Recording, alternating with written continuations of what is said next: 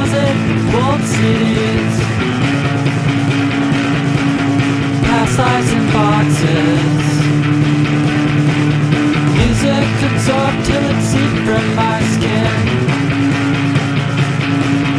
Can't stand to hear it. Means more to me than photographs.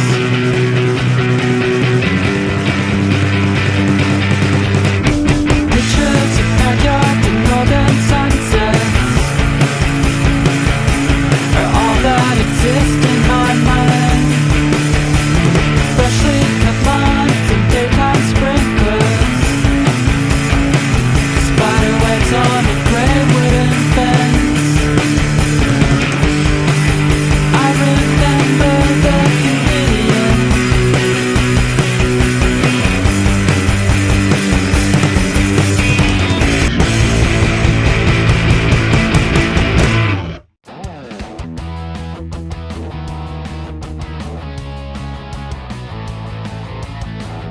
Hello, and back on the grand tour again, starting off at Chollerford, and we're on our way to Holmeshoff.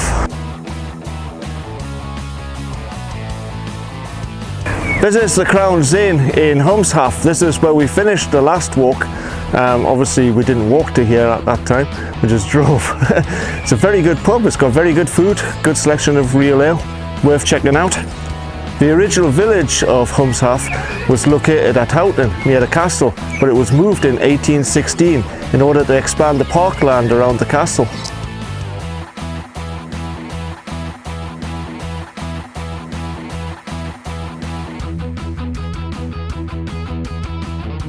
Looks like an old boundary stone or an old gate stone.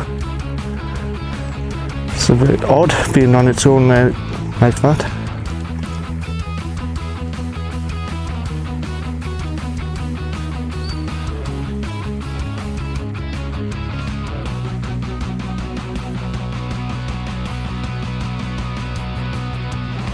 This field here was the original site of Holmeshoff village. Well, in those days it was probably called Houghton village. You can't see it unfortunately because of the trees, but there's the remains of a chapel over there, or a church.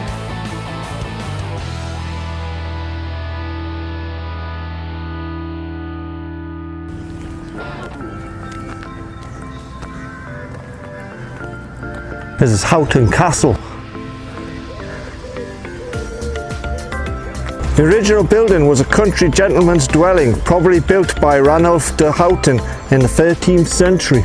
In the 14th century, permission was granted to expand and fortify the building, and by 1373 it was referred to as a castle in the ownership of Sir John Widrington. In 1415 the castle remained the property of Sir John, but was occupied by the Swinburnes. In 1541 the castle was attacked by the Armstrongs, Elliots and Croziers, who used ladders to gain access and steal 9 horses and £40. The castle at the time was described as being in great decay. It was bought by Robert Smith in 1642, and a 1715 survey described it as being ruinous. Repairs and alterations started in 1780 by William Smith. The west wing was added in 1876. In World War II, the castle served as a hospital, and ownership of the castle changed a few times and remains in private ownership with no access to the public. The castle forms part of the legend of Northumberland, the legend of Archie Armstrong. During the reign of Henry VIII, Sir Thomas Swinburne captured the chief of the Armstrong clan, Archie Armstrong, and threw him into a deep, dark underground dungeon. Sir Thomas had to go to York to present charges against Lord Darcy to Cardinal Wolsey. However, he forgot to leave instructions to feed Archie while he was away. When Sir Thomas finally got back to Houghton Castle, he found Archie had starved to death in the dungeon. In an attempt to stay alive, he had gnawed the flesh of one of his arms. In the dead of night, Archie's screams could be heard throughout the castle until he was exorcised by the means of a black letter Bible. However, one day the Bible was removed for repair, only for the screams to return, and the Bible was quickly put back to keep Archie at rest.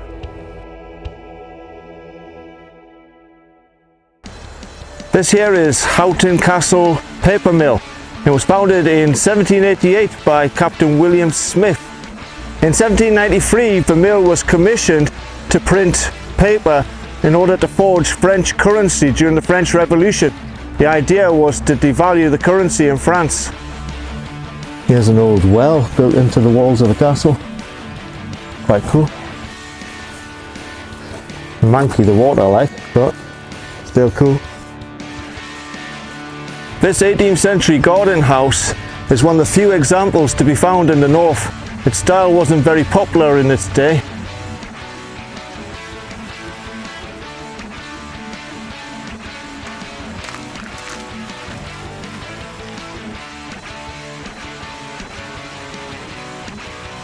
This here is Houghton Stropher. It's very beautiful. Really nice.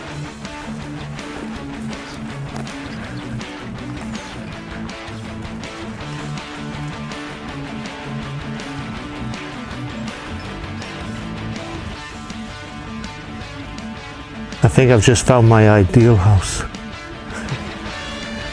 That's stunning. This here is Nunwick Mill. It's an early 19th century corn mill that remained in use until the 1950s. Security camera on again. Hi. There's like a little pond there and a sluice coming down here. Everyone will think I've saturated the green on it.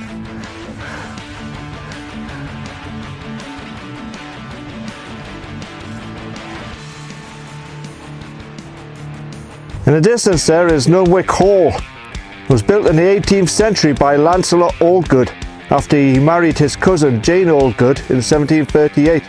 Park grounds were laid out in 1760 and the village that once occupied them was moved to present-day Simonburn. In the field adjacent to the hall once stood a stone circle consisting of 5 upright stones standing 8 feet high with a 20-foot girth and in a circumference of 90 feet.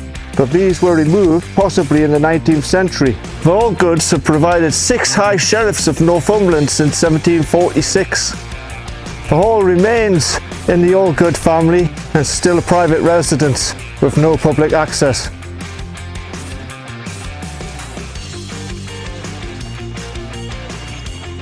I didn't know anything about this place. Part of Nunwick Hall.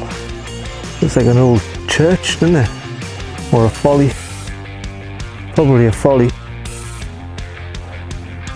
Beautiful. This section of the walk's been really, really beautiful so far. Yeah, this is definitely worth coming to see.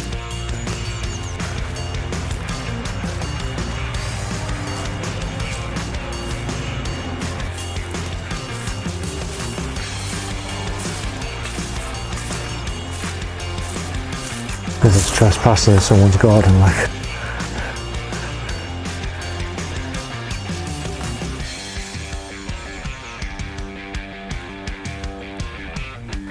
Stunning place. So I think I'm trespassing here, so I'll head back into the field. There's a stile of coming into here, like, but there's no sign saying anything. It just looks like someone's garden.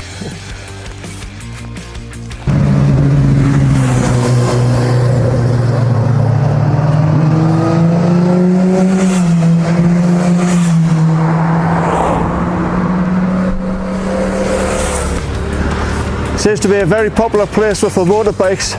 We've been hearing them throughout the entire walk so far. This is the only little dangerous section to do, this little bit of road. Gets pretty wild, especially if the forestry wagons are coming down the road. But it's just a short section.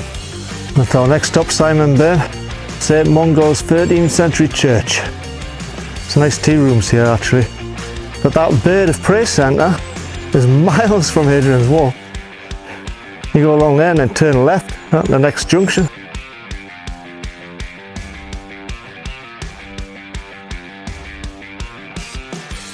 This here is the entrance to the beautiful hamlet of Simonburn. It's a beautiful place, this. It's one of my favourite places in Northumberland.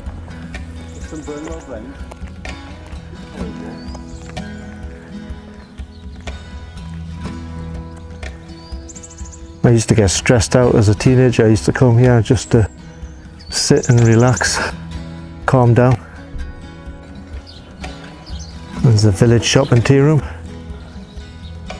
To the glory of God, in memory of Lancelot John Hunter, Allgood, of Nunwich, Esquire. This gate is erected by his kindred, friends and tenants, 1885.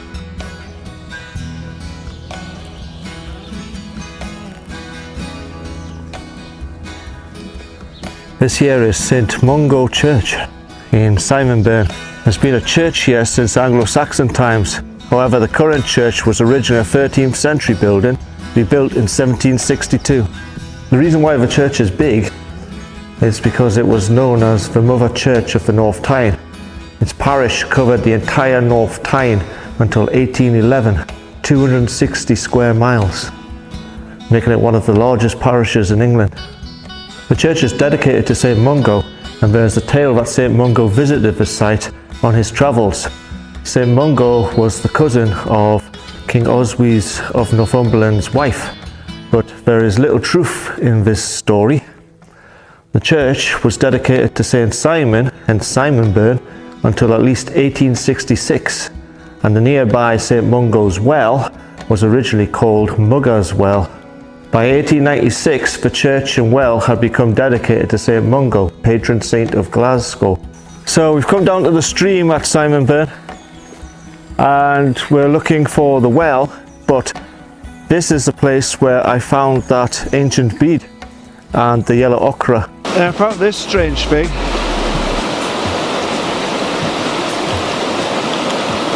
It's an ancient bead. Straight down here. There we go. Yellow ochre. Okay, there's your hands, yellow. Well spotted. That's quite hard to discern, isn't it? This is the other ochre I was looking for. This is black ochre. Very flaky, it comes with powder, and in water it turns black. I know where there's a place in the village where you can get it, but it's in someone's garden. So I'm glad I found it on the stream bed. There's some stepping stones here which we can use considering the bridge is out of action. And I believe the well's just up there. So we'll go and have a look. Bit hairy getting here. So this is St Mungo's Well, previously known as Mugger's Well.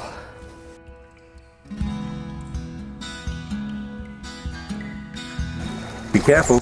Danger of death. Do not climb on timber stacks. You will die. Death.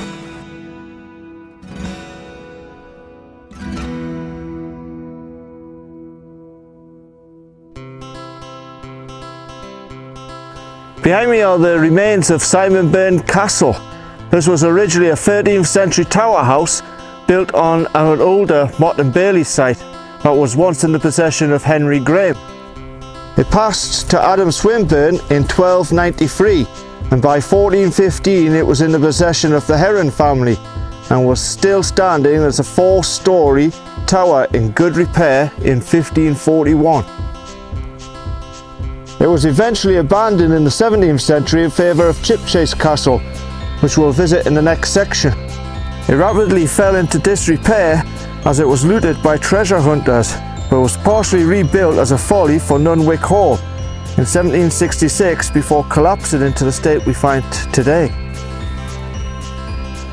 And through this little hole you can see a nice vaulted room still remains. There's a doorway down there.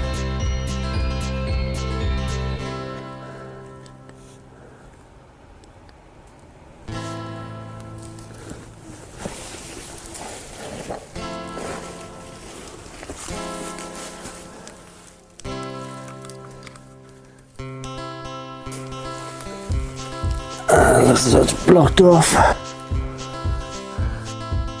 A very cool place. Apparently it's very unsafe, as you can tell by the boulders.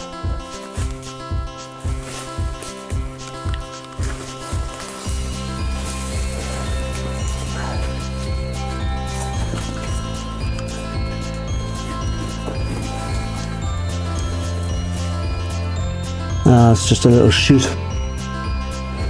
Looks as though it might once have been a window more than a door. It's very small.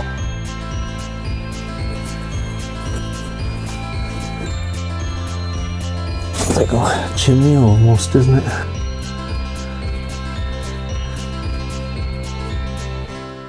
Well, cool. So there's a Simonburn Castle inside.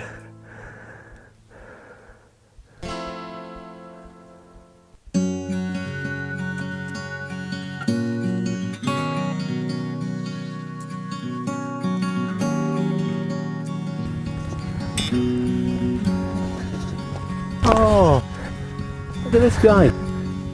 Hello, dude.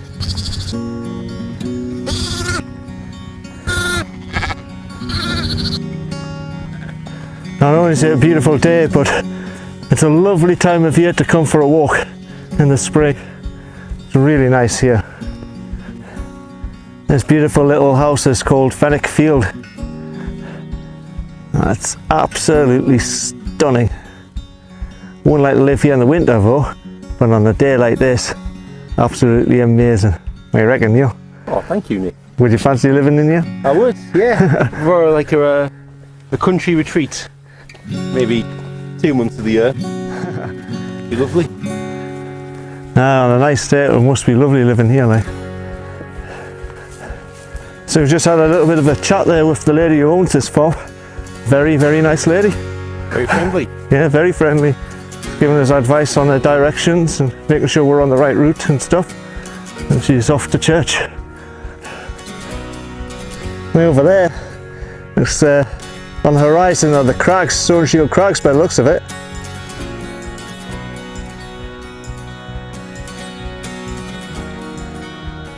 Absolutely stunning.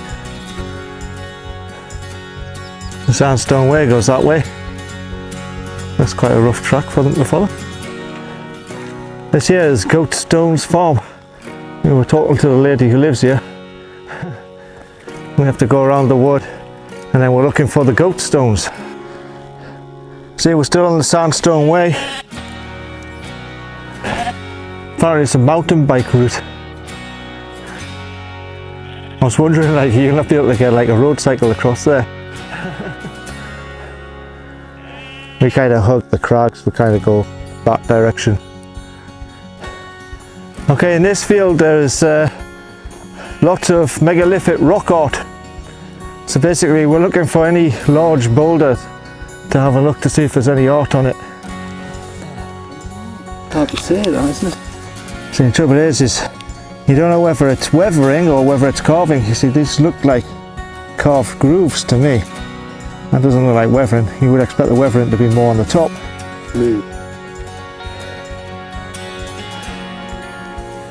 So this is like the first rock that we found, and some of them are supposed to have cup marks. Perhaps that there was a cup mark in here. Very faint. It's difficult to tell. But apparently there's about a dozen or so rocks in this vicinity which are like that. Okay, this is clearly a standing stone. You can see the marks, the grooves on the top. Up to now we haven't really found much in the way of Bronze Age activity. Checked a lot of stones, but it's this one and the other one are the only ones we found so far. But is this Bronze Age or is it a field boundary? It's hard to tell. The grooves on the top suggest that it's bronze. Okay, this is the first clear cup we've seen. Now you can see the cup there. That's very clear. And as you see the depth there. I'll trust it to the experts that there's Bronze Age markings on some of these stones, because as a novice I just cannot see it, to be honest.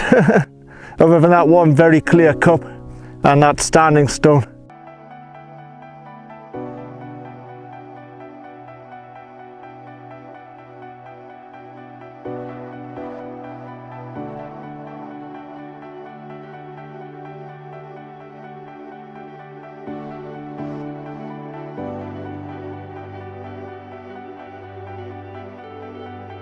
So this is the top of Ravensheugh Crags, and the views here are absolutely stunning.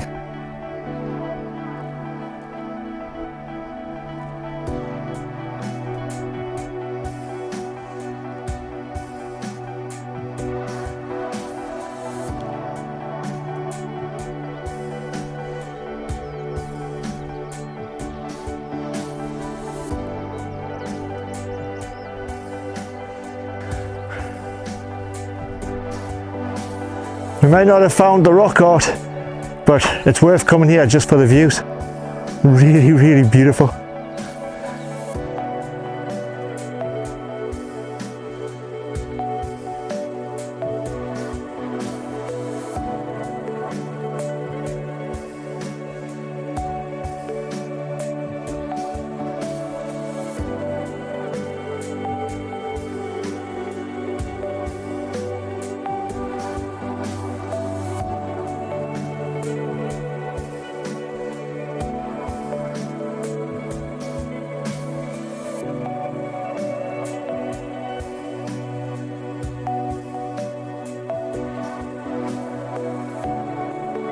We spent 2 hours in Simonburn enjoying just a relaxation of the place. But I could spend another 2 hours here, to be honest.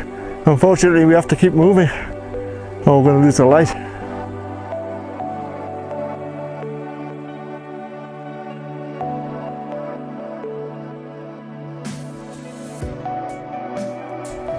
What an amazing place this is. This is rapidly becoming my favourite section of the walk so far.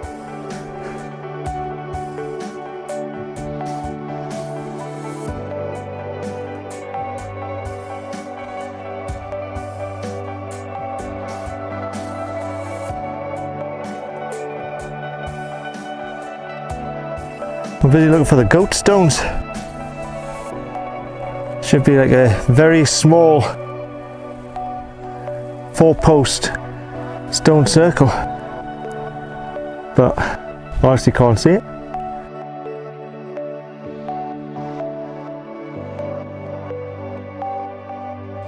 Okay, they found the goat stones. They're on the same side of the road as the crags. It's a Bronze Age 4-poster stone circle. It's the only recorded example of a 4-poster stone circle bearing cup marks, and it was possibly a burial site. You can see on here very clearly there's cup marks on the stones.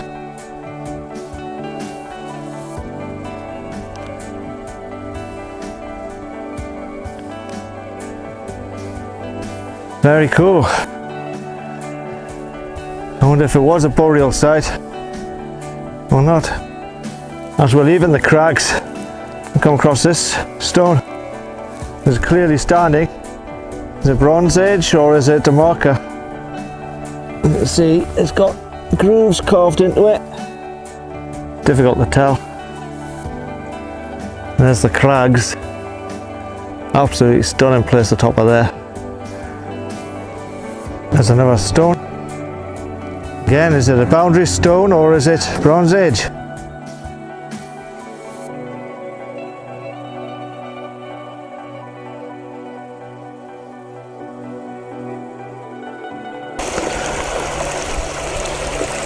Looks like the stream was dammed here once upon a time.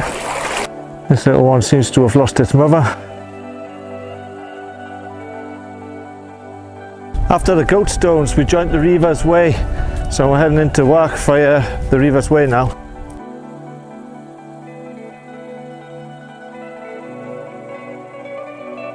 This here is Ravensheugh Mill. It was a corn mill built in the 18th or early 19th century, basically Georgian. Wark 3/4 of a mile this way. There's our final destination, nearly there.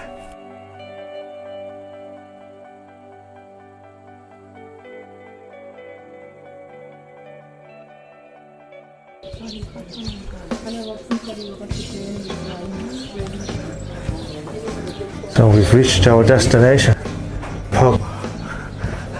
So Neil, how was that one? It was good. It was really good. We were discussing earlier, that's the second best walk we've had on the Grand Tour so far. Springtime is brilliant. They had the sun, the bank holiday weekend, and probably one of the best bits was Ravensheugh Crags, and the cider is 7.9% volume. That was really good. That's probably, to me, the highlight. And the little village that we went to, Simonburn, that's good. Stopping off there was great. That's pretty much almost halfway of the walk, so it's a great place to stop, have your sandwiches, have a cup of coffee, really good. But be warned, it's a long walk. I think Nick had it at 12 miles. We clocked it at 14 and a half. So we did some detours. And damn, are we feeling it by the end of the day. So this is going to go down the treat, but this is just an aperitif really. I'm going to get a big pint of whatever Nick's having, and a big slap-up meal afterwards, and a bath with Radox in. But yeah, great walk. 10 out of 10, but a little bit long. It's only because we're unfit. Yes, I'll agree with Neil. That was, for me actually, that was the best walk we've done so far. It was absolutely stunning. Every single step, it was just kept on giving and giving and giving. Every single time you thought, okay, that's it, it gave you something new. It was just really, really good. Except it was very, very hot. We went through all our water so fast. You filled yours and went through it, right? Yeah, I refilled mine at Simonburn as well. I still went through it all. So, yes, be warned, it's a long one. It starts off very easy, and you'll think that it's, oh, this is dead easy, and then it just gets harder and harder and harder as you go. But it's good though. Say in the summer, it's challenging. In the height of summer, you could probably wear trainers. Yeah, you could probably get away with trainers or walking shoes for this one in the summer. But if it's wet, you're going to get stuck by mud at the end. Yeah. But yeah, it was really, really good. Really enjoyed this one. How many out of 10, Nick? 10 out of 10. 10 out of 10. Without a doubt. This is one of the best take some more. I've done for a long time. Beaten to beat this, I think. Yeah. So if you like the video, give me a thumbs up. Don't forget to comment below. Hit the subscribe button for the next adventure, and share with your friends on social media. And I'll catch you on the next one. Digging through a closet, walled cities, past lives in boxes. Music absorbed till it's seen from my